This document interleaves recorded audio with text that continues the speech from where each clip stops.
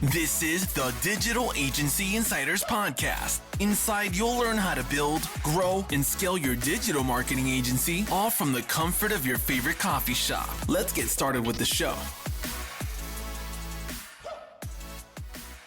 Hey, everybody, and welcome again to another episode of Digital Agency Insiders Podcast, the podcast that gives you a little inside look into how entrepreneurs have built and grown their digital marketing agencies. I am Tabitha Thomas, your host, and if this is your first time listening, can I just encourage you to go and hit that subscribe button because we release new episodes each and every Tuesday with a new entrepreneur. So let's jump into today's episode. Today, we've got Michael Reynolds, who is the president, CEO, and co-founder of Zephyr. As a tech entrepreneur, Michael started his career by founding a digital agency in 1996 in the age of painstakingly hard-coding websites with PHP and animated GIFs. He grew that agency to seven-figure business while founding a number of other companies, including Zephyr. He has been an industry speaker for a number of major events, including twice at Inbound, where he was an encore presenter. After selling his agency in 2018, he and his team now focus on making Zephyr the CMS of choice for agencies who want to quickly deploy small business websites quickly and profitably. He speaks to agency owners every day to help them up-level their website process and to deliver Zephyr mantra, stop overthinking websites. Michael, welcome to the show. Thanks, Tabitha. It's great to be here. Yeah, super excited to have you. So if you've ever listened to the podcast at all, one of the first things that I absolutely adore asking people is what their path to become an entrepreneur look like, because everybody's path is so drastically different. I love hearing that story. Did you always want to be an entrepreneur, a business owner, or is that something that just kind of gradually happened along the way? No, I originally wanted to be an architect. Okay. And so I went to Ball State University for architecture school because it's one of the top in the nation.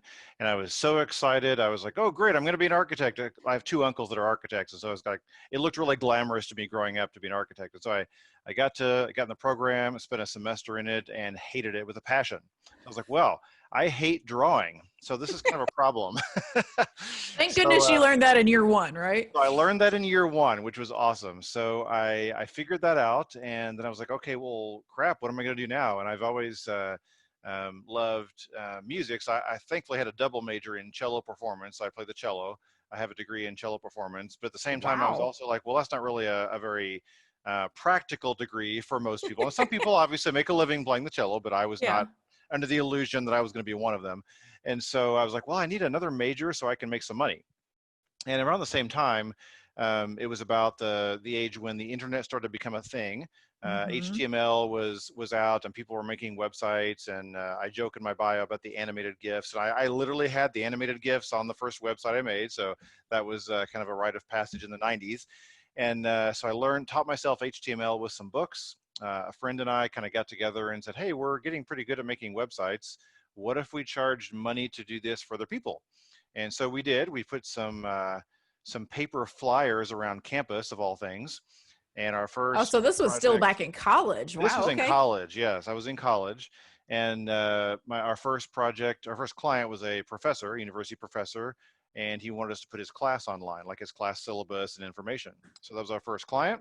We grew from there, kept putting money back in the business, and over the next 2 decades, kept growing the agency. And my partner left about halfway through to kind of go get a real job, as he put it. It was a friendly parting of ways. He just kind of wasn't cut out to be an entrepreneur. So then I was the sole owner after that, and grew the agency and had lots of kind of twists and turns along the way, but learned a ton in those 2 decades. And then eventually sold the agency in 2018. That's incredible. That's incredible. So tell us a little bit about how Zephyr came to be and what Zephyr does for agencies. Yeah. So I founded Zephyr inside the agency when I still owned it. So the agency was called SpinWeb. So I started the company in college and named it SpinWeb just because we build websites, and why not?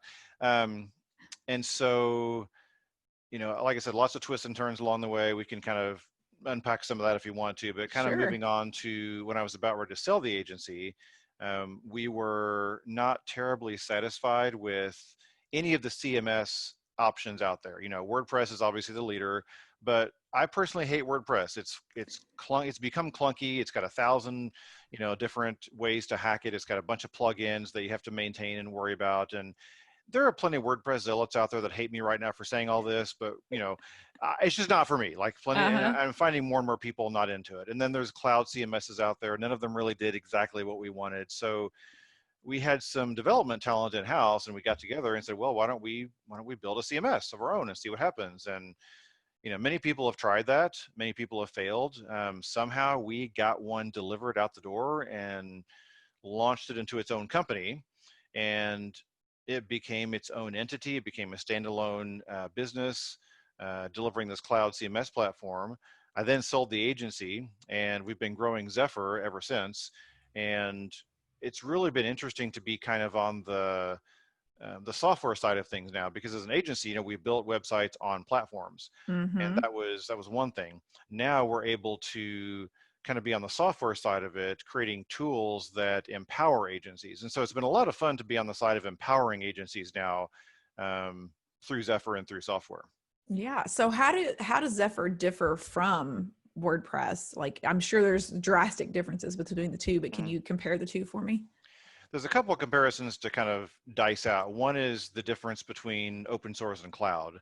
So open source is, like WordPress or Joomla, platforms like that. They're open Mm-hmm. source. The price tag is free, although the cost of ownership is not necessarily free, but the price tag is free.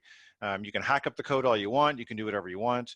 And there's no real one central entity. It's basically you just kind of install it on servers, and it's very customizable. Mm-hmm. Managed cloud platforms are kind of a different genre of CMS. You've got HubSpot CMS, you've got Wix, Weebly, Squarespace, you've got Mm-hmm. other platforms out there. That's the fully managed model, which is different in that you have usually one company kind of Mm-hmm. controlling the delivery and the maintenance and the security and just the complete start to finish life cycle of that CMS platform. So Zephyr is a cloud CMS. So we Okay. differ in that we are cloud. So we're more similar to a HubSpot CMS or a Wix or a Weebly or a Squarespace.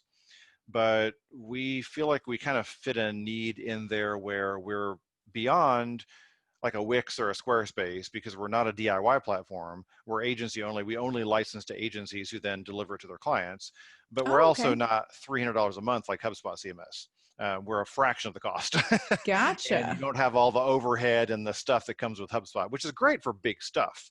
Yeah. But Zephyr is really great for your average small agency that and not overthink it and do it really, really profitably and make their clients really happy without a super high price tag or a bunch of extra stuff or messing with the customization of WordPress. They Mm. want something, they want to focus on the business aspect of it.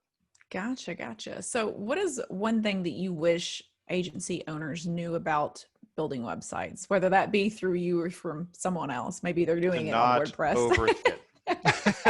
You said it in the bio, but that's kind of Yes. like, that is the drum that I bang over and over when it comes to agencies, is stop overthinking websites. So So how do they overthink it? Let's narrow that down just a little bit. yeah, I'll answer that in two parts. First Okay. of all, I would love to see more agencies really lean into getting good at websites. So many agencies I see, they focus on the marketing stuff because it's fun and shiny. Like, hey, let's Mm-hmm. manage social media and SEO and content marketing and all the fun stuff.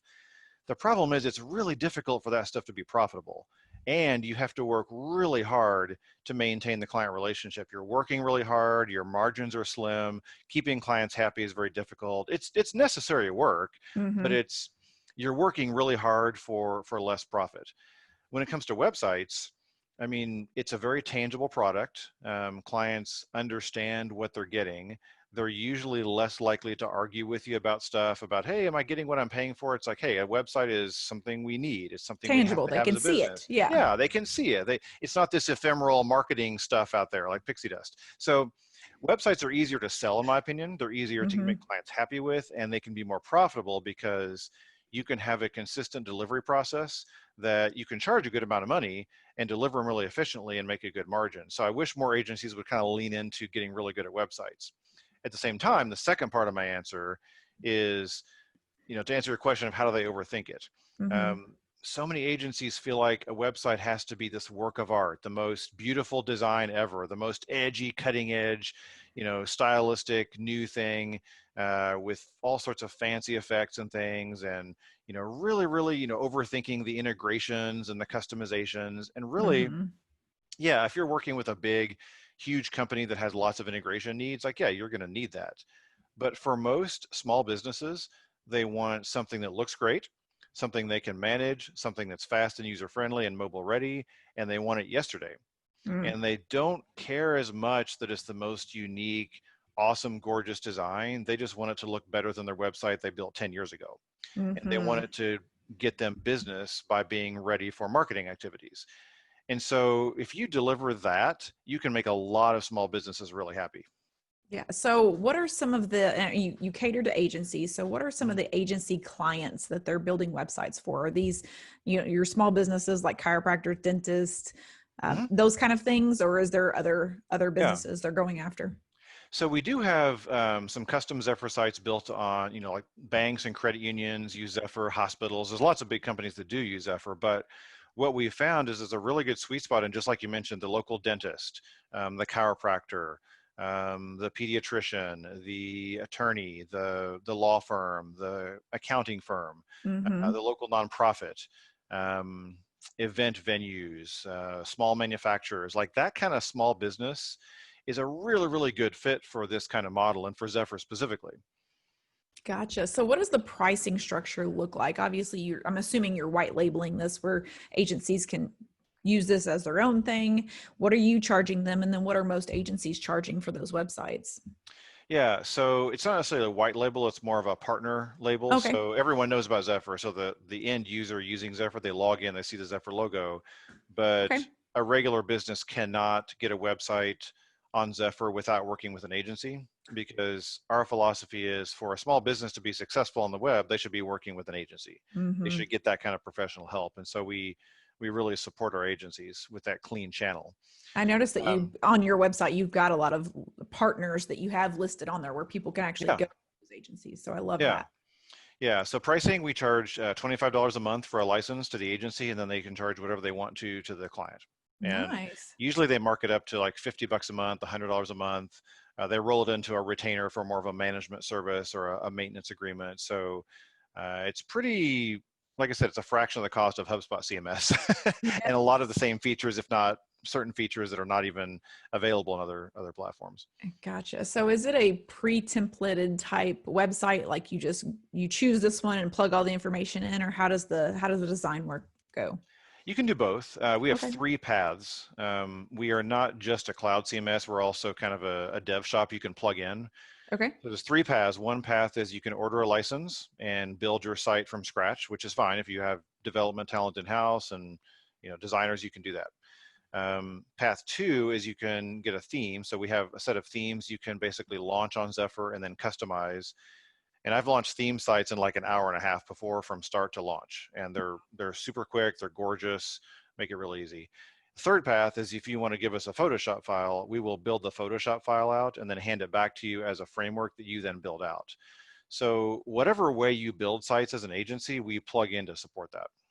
Nice. So we talked about this before we even started this podcast, but is there any advice that you would give anybody if they are, just starting out as an entrepreneur, starting their own business? Is there any advice that you would give them if you had to start over? What would you do? Yeah, yeah. So that's really timely. I was kind of mentioning before we started, I actually posted an article about this, about kind of 10 things I would tell agency owners that are starting now if I had to do it all over again. I've already kind of mentioned getting really good at websites, but another one would be keep it simple. So many agencies I see, they really complicate things. They think they have to come up with this most complex, advanced pricing kind of thing, or delivering service, or just they kind of make a lot of things complex when they don't need to be. So I have an Mm-hmm. extreme bias towards simplicity. And the simpler you make your business, the easier it is to run. Usually, the more profitable it is, the easier it is to sell, and just generally, the more fun it is to run. So, I've got a really strong bias towards simplicity. Um, Something else: wait to hire people until you absolutely have to.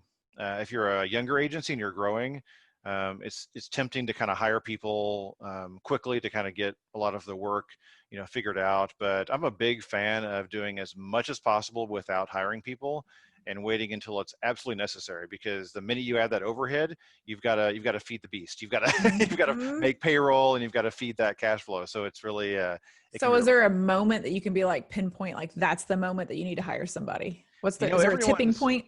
everyone's looking for that magic moment. Oh, I know they are. Um, but to me, the magic moment is when you can't possibly do any more work yourself. Like you're just maxed out and you can't take it anymore. Like that's the moment.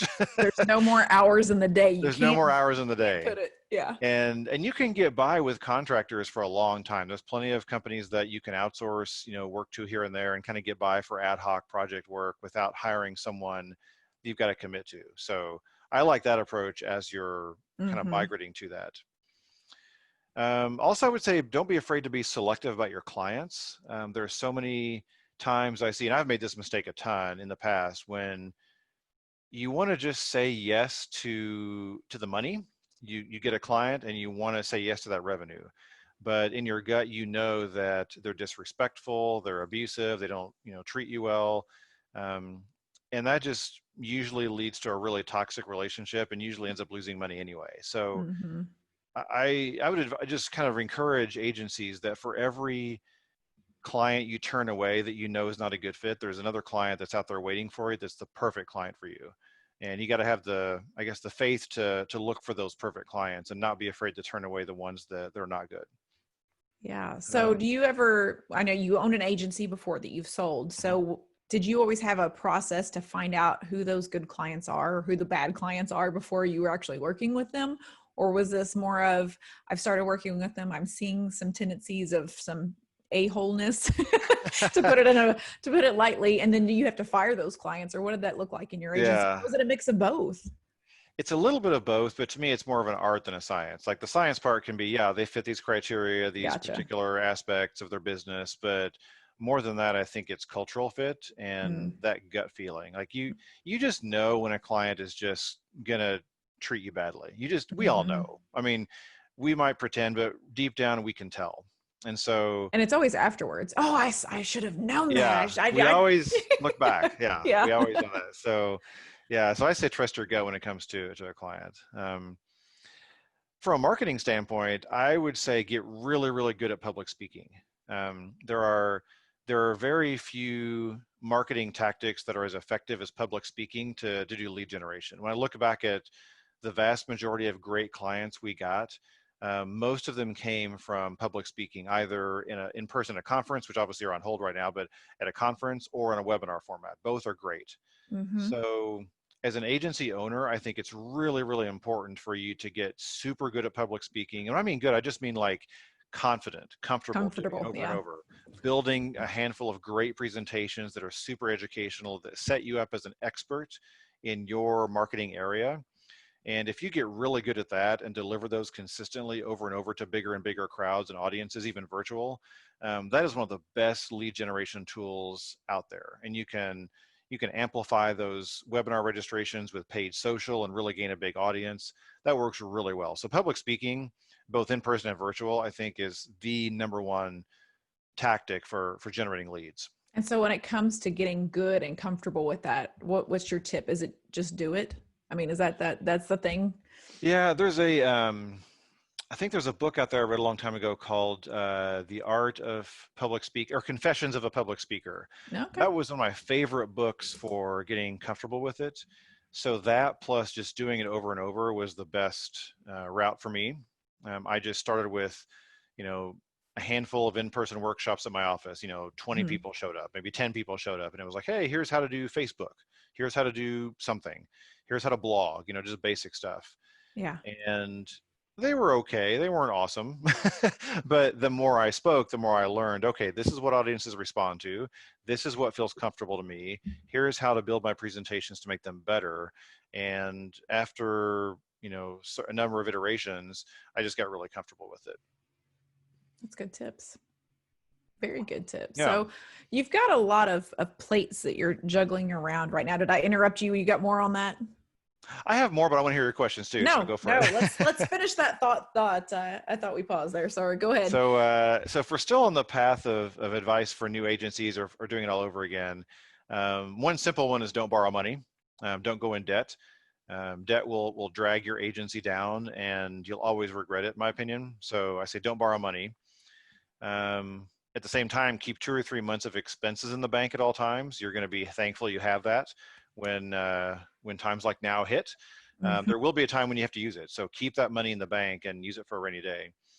And then I would say also, create systems and processes. I think we all know that. But this one, I think this one's really important, and that's pay yourself what you're worth. Um, I made this mistake, many years ago, and I'm glad I kind of overcame this. But one of the things I see agency owners do a lot is they don't pay themselves what they're worth. They say, well, you know what, I'm reinvesting in the business. My business is my investment or my retirement plan, and I'm going to pay my employees, but I'm gonna just kind of take a lower salary and not pay myself a whole lot because I'm investing in the future. Mhm. And a couple of things happen when you do that. One is you never get around to not investing in the future. It just never happens. You just keep saying, well, I've got one more thing to pay for before I can pay myself. And you never quite get around to paying yourself what you should be making. And then two, you're always shortchanging yourself mentally. When you pay yourself what you're worth, you carry yourself differently. You act differently. You are in client meetings different. You speak to clients differently. You have the confidence that you didn't have before. So I think one of the most important things agency owners can do is to pay themselves what they're worth. And one guideline is, I think we're probably familiar with, is for every million you make in your agency, for every million revenue, you want to pay yourself 150. So if you're making, $500,000 in revenue, you want to pay yourself at least 75,000 a year. Mhm. That's a guideline. It's obviously a personal choice, but you want to think about, if I fired myself today and I hired a CEO to run my company, what would I have to pay them? Mhm. And when it comes time to sell your agency, if you do that, then you're in a really good spot, because then you literally have the right numbers in place for what it really takes to run your agency. At the same time, you're also you're treating yourself as a true line item, like anything else. And again, that makes it easier to step away, to hire someone to replace you, to make sure that you're making the right income and have that mental confidence to know that, hey, I'm the CEO and I'm worth this. And that makes it a lot easier to turn down the wrong clients, to make good decisions, to carry yourself, properly in sales meetings, to have the confidence to be on par with your client. And just so many good things happen from a mental and an energetic standpoint when you pay yourself what you should be making. That is some really good advice that I've not heard anybody say yet, and I couldn't agree with it more. And Awesome. and you can build it up as you go. Like you said, the more money you make, the more raises you get, and the easier things are at home Yeah. as well. Yeah, exactly. Not Lower just at work. stress. Yeah. Yeah, it's lower stress at home Yeah. too. So that's some great. And I'm sure there's lots of agency owners that probably struggle with that a lot. So Mhm. that's some great advice. So you've got a lot of different companies, a lot of different plates on your out there right now that you're working on. So is there one that you're more passionate about, or is there a passion project that you're working on, or is everything kind of just a job to you right now? Definitely not a job. Oh, good. So one thing that I've had kind of a shift in the journey. So going back to kind of the entrepreneurial journey, I think this might resonate with some as well. For so long, and I think a lot of business owners do this, for so long, I treated my business like an extension of my identity. I kind of thought, well, my business is me. It's my brand. It's kind of the same thing. It's all wrapped up in me. It's like kind of part of my soul. It was really like that tight. And I think all of us do this at some point. And when I was in that position, I would find that, every time a client rejected me and said no to a sale, I took it personally. Every Mm, time, something went wrong in the company, it was like it just ate away at me because it was my identity. Whenever my company got criticism, I took it, super personally. It was so wrapped up in my identity. And then when I decided I was going to sell my agency, I was like, you know what? I can't think this way anymore because I'm about to sell this thing. So I've got to think about it differently. And so during that process, it was a really good eye-opening experience, because now what I think of is I am me, I'm a person, but I have businesses that are assets that mhm. need to be nurtured, need to be managed and grown. And, they're like an investment.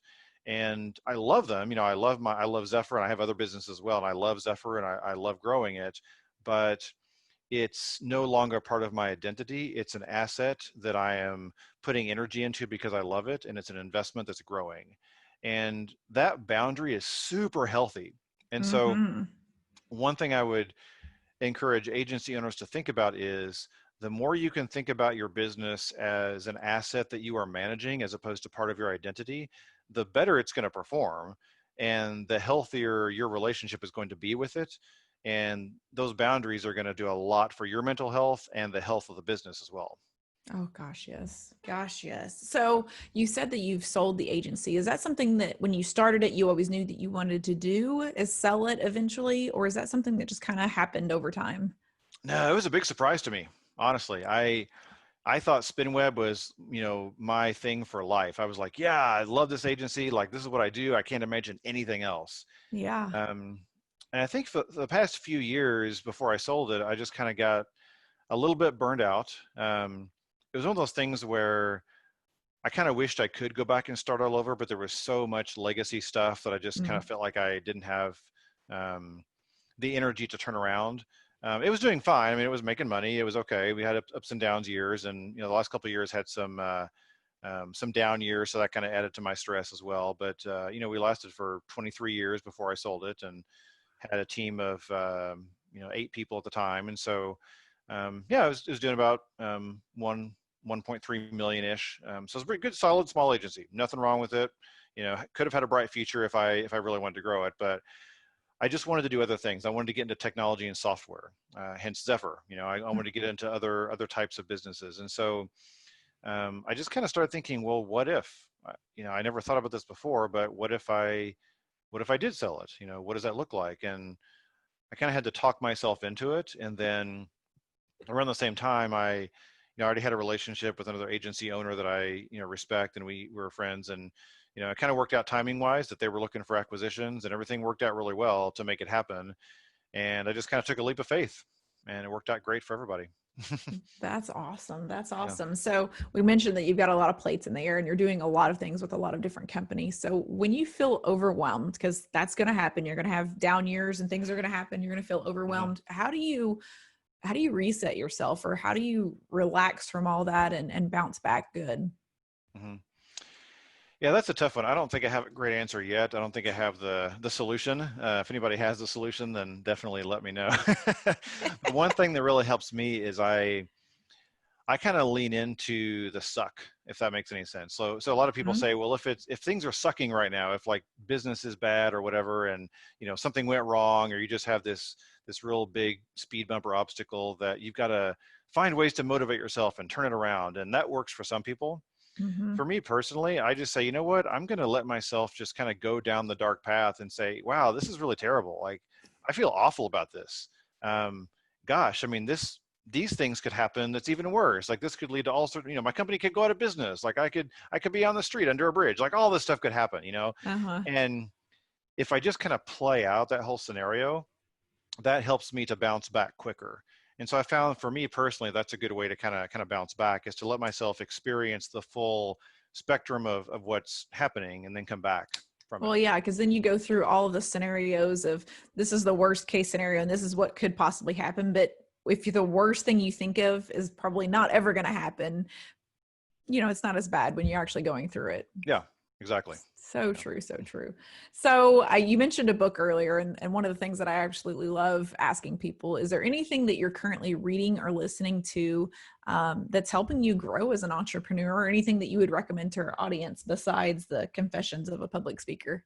Yeah, that's a great question. So I usually like to read lots of books. Right now, I'm not reading anything in particular because I'm kind of keeping up on lots of, podcasts and articles and things. So as far as what I'm following in the agency world, I really like what David Baker is doing.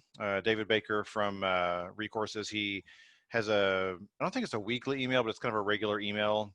But he's very tuned into what agencies are experiencing and how to help them kind of overcome a lot of challenges. So I like David Baker's stuff. Um, let's see, his partner in crime, Blair Enns, who's also a great agency leader, wrote a book. I think it's called Pricing Creativity. I read that recently, and that's a really good one as well. So I recommend that one to agency owners. It's a really insightful book when it comes to delivering and pricing services. Yeah, because that's always a question that we get all the time. How do I know what to price Yeah. my How do service? I, I mean, because what do I charge, right? yeah, that's always the question. Yeah. There's so many variables there. So that's a great suggestion. So thank you so much. Yeah. Any podcasts that you're listening to? Let's see, Duct Tape Marketing Podcast. I like that Okay. one. We have some agency partners in that crowd. You Gurus, we're a sponsor on the You Gurus podcast as well. So Zephyr sponsors both of those. So I've got to give a shout out to them. I got to shout out to the Inbound Back Office podcast as well. That's one of the companies I co-own with a partner, and Amy, my partner, does a great job hosting that one. So if you look for Inbound Back Office on whatever podcast directory you listen to, that's a good one too. All right. I love it. I love it. She interviews agency owners every week. Oh yeah. So sounds very, I might have to get her on here so we can, talk. I'll hook you guys up. Yeah, definitely. So where can people find more about you and Zephyr? Yeah. So Zephyr is at zephyrcms.com. It's probably the best way to find us. You can reach out and book a meeting with me. When you click that little button that says book a consultation or a demo, you'll book it with me, so you can find me there. Or you can just fill out the contact form. That'll get to me as well. So zephyrcms.com. I love it. I love it. Well, thank you so much, Michael, for being on the podcast. I've enjoyed getting to know you. You have really insightful stuff for agency owners. So thank you for sharing all that with us. And guys, it was a lot of fun. Yes, it was. So guys, we'll see you next Tuesday. You've been listening to the Digital Agency Insiders Podcast. For more tutorials on growing your digital marketing agency, make sure to visit digitalagencyinsiders.com.